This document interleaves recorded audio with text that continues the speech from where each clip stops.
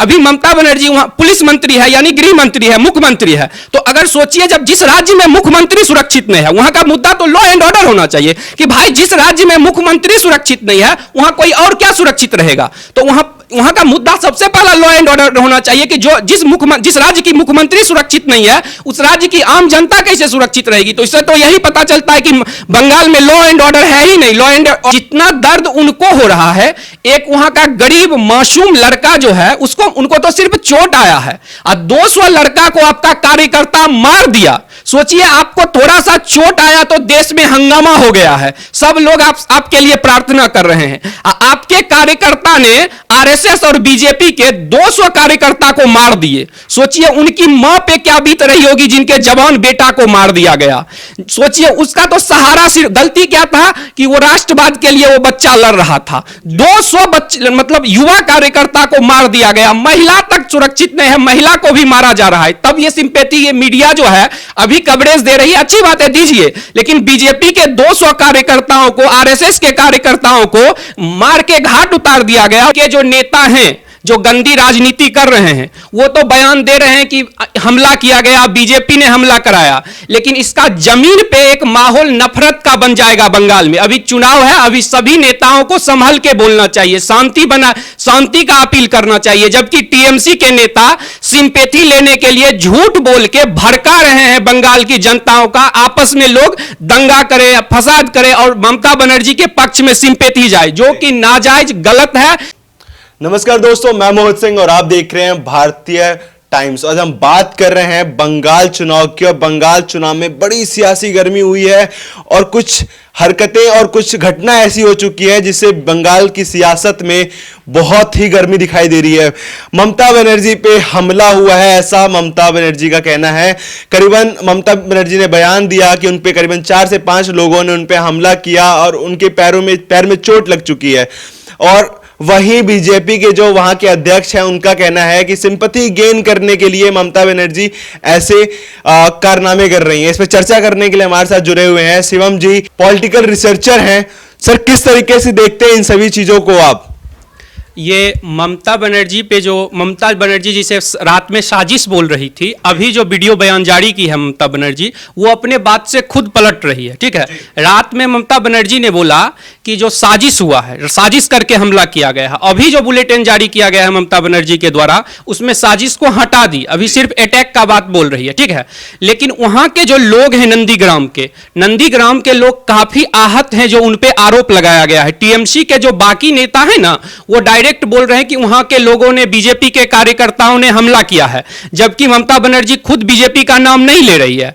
लेकिन जब वहां का लोकल रिपोर्टर जो है और वो नंदीग्राम की जनता जो है वो बोल रही है कि वहां पे एक लोहे का पोल था। ठीक है, एक लोहे का पोल था और ममता बनर्जी वेव कर रही थी, लोगों से मिल रही थी। ठीक है, तो उस गेट जो होता है, गेट को 4-5 आदमी भी धक्का देगा फिर भी वैसा चोट नहीं आएगा। ये हुआ क्या, गेट लोहे से टकराया है, जो वहां के लोकल लोग और वहां के लोकल पत्रकार जो बोल रहे हैं कि जैसे गेट खोली और गेट जो है, ड्राइवर को और गार्ड ध्यान नहीं दिया, वहां एक लोहे का पिलर था और लोहे के पिलर से गेट टकरा गया, जिसके कारण ममता दीदी को चोट आया है। और हम लोग चाहते हैं कि उनका चोट जल्द से जल्द ठीक हो और उनका जो स्ट्रीट फाइटर वाला छवि है उस छवि में वो आ जाए। और के जो नेता हैं जो गंदी राजनीति कर रहे हैं वो तो बयान दे रहे हैं कि हमला किया गया, बीजेपी ने हमला कराया, लेकिन इसका जमीन पे एक माहौल नफरत का बन जाएगा बंगाल में। अभी चुनाव है, अभी सभी नेताओं को संभल के बोलना चाहिए, शांति का अपील करना चाहिए। जबकि टीएमसी के नेता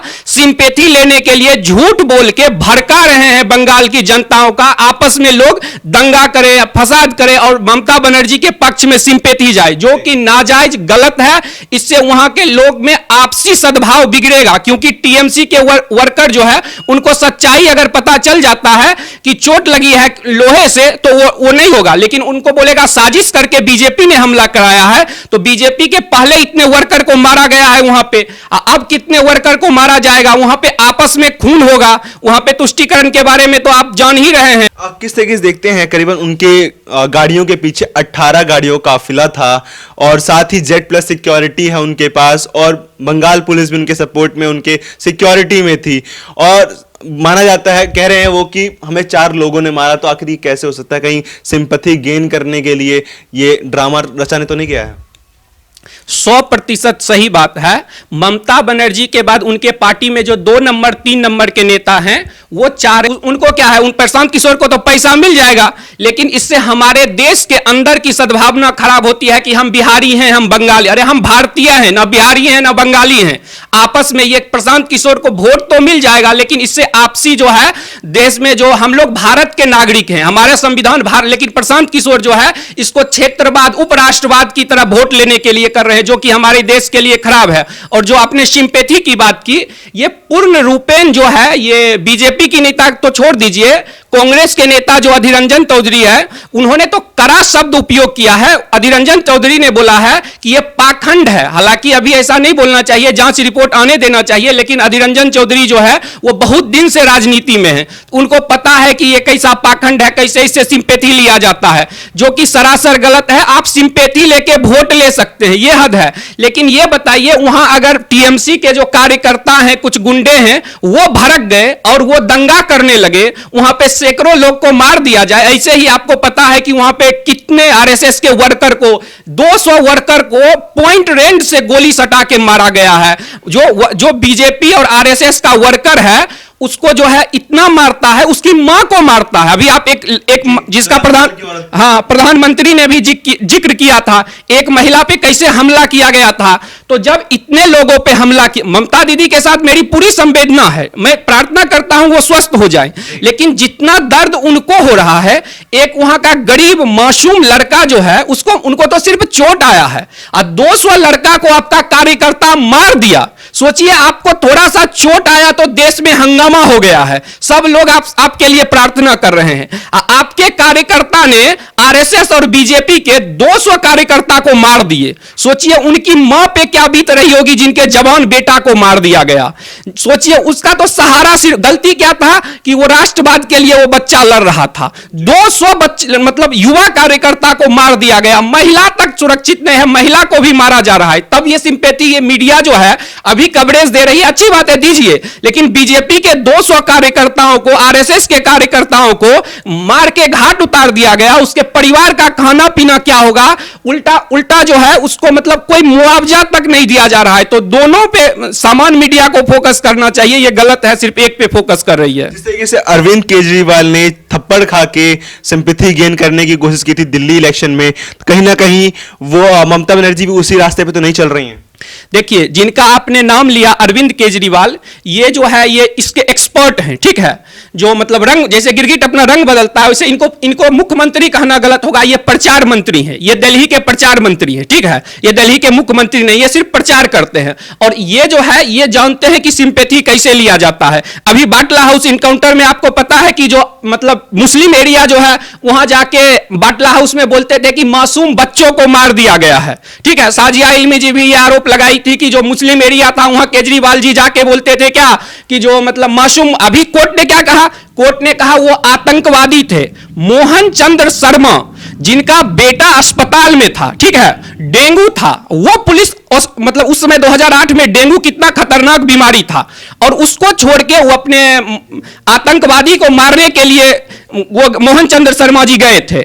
और ये जो मतलब केजरीवाल जी जो हैं, आपने जो सिंपैथी की बात बोली, तो ये तो उसके मास्टर हैं, तो इनका तो बात ही अलग है, ये तो उसके मास्टर हैं। अब तो बंगाल में जेएनयू के कुछ स्टूडेंट जो हैं, आयशी घोष, वो भी उतर चुकी हैं बंगाल के चुनाव में, इसको कैसे देखते हैं आप?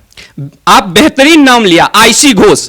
आयशी घोष ने क्या की, लाठी डंडा लेके पहले एबीवीपी के कार्यकर्ता को भरपेट मारी, जेएनयू में भरपेट मारा गया एबीवीपी कार्यकर्ता को, ठीक है। और उसके बाद मतलब आपस में झगड़ा हुआ, ठीक है। वो लोग चाहता था कि एडमिशन हम लोग चलाएं, जो भाई आपका कॉन्स्टिट्यूशनल राइट है कि आप विरोध करें, आप एडमिशन नहीं लोगी, लेकिन जो ले रहा है उसको लेने दो, तो उसको पहले मारा गया। अब फिर जो है जब रिटेलिएशन हुआ तो उनको सर में हल्का सा चोट आया, बट क्या किया उन्होंने, पूरे सर में पट्टी बांध लिया, चोट हल्का था और विक्टिम कार्ड प्ले करने लगी कि मुझे मारा गया, दीपिका पादुकोण तक आ गई, लेफ्ट इकोसिस्टम जो ये वामपंथी कम्युनिस्ट का जो इकोसिस्टम है, और ये लोग जो है ये मतलब विक्टिम कार्ड प्ले करते थे और क्या कहते हैं, तो ये तो चैंपियन है इसके। तो ममता बनर्जी जो है वो उनको जो है प्रशांत किशोर जो है जो इसके षड्यंत्रकारी हैं कि भाई कैसे भी चुनाव जिताना है, भले देश को कितना भाई आप रोजगार करते हो अच्छी बात है, लेकिन आप देश को प्राथमिकता दो, आप आपस में मत लड़ाओ। और प्रशांत किशोर जो है क्षेत्रवाद का मुद्दा उठा रहे हैं, ये बहुत गलत है, ये हमारे देश के लिए नुकसानदेह है। ममता बनर्जी चुनाव आते ही सरस्वती पूजा करवाती हैं, दुर्गा पूजा करवा देती हैं, वो खुद मंदिर जाने लगती हैं, यहाँ तक कि जिस भगवान के नाम से वो चिढ़ती हैं, भगवान राम के नाम से वो चिढ़ती हैं, उनके आराध्य शिव के मंदिर वो जाती हैं नॉमिनेशन फाइल करने से पहले। इस चीज को कैसे देखते हैं आप, किस तरह की तुष्टीकरण की राजनीति कर रही हैं वो? देखिए, पहले इस देश का नैरेटिव था कि जो तुष्टीकरण करो और चुनाव जीतो, लेकिन 2014 में जब से प्रधानमंत्री नरेंद्र मोदी बने हैं और 2019 में फिर वो चुनाव जीत गए, तब से केजरीवाल पहले मतलब भगवान राम के मतलब विरोध में बोलते थे, ठीक है, अभी राम राज्य की बात कर रहे हैं। ममता बनर्जी जो है वो जय श्री राम बोलने वाले बोलते थे तुम हमको गाली देते हो, उनको अगर कोई बोलता था दीदी आपको जय श्री राम, तू बोलती थी हमको गाली देते हो। यानी हम सब सुबह उठते ही किसी से मिलते हैं तो राम राम बोलते हैं, और ममता दीदी राम राम बोलने कोई बोल देता था तो उसको गाली देती थी। और ममता दीदी जो थी अभी मंदिर मंदिर जा रही है, अच्छी बात है, इसका मैं स्वागत करता हूं, भारत की संस्कृति को आगे बढ़ाना चाहिए, लेकिन ये क्या है, ये उनका चुनावी दिखावा है। कहिएगा क्यों? मेरे पास इसका प्रूफ है, आप जाके गूगल में भी कहीं पे देख सकते हैं कि जो जिस एरिया में मुस्लिम जनसंख्या ज्यादा है, हिंदू जनसंख्या कम है, वहां पे रामनवमी का जुलूस निकालने नहीं देती है ममता दीदी, हनुमान जयंती का जुलूस निकालने नहीं देती है। सरस्वती पूजा बिहार, उत्तर प्रदेश और बंगाल में हम लोग बचपन से स्कूल में सरस्वती पूजा करते हैं, ममता दीदी स्कूल में नहीं पूजा करने देती थी जहां मुस्लिम जनसंख्या ज्यादा था, जिस एरिया में, ठीक है।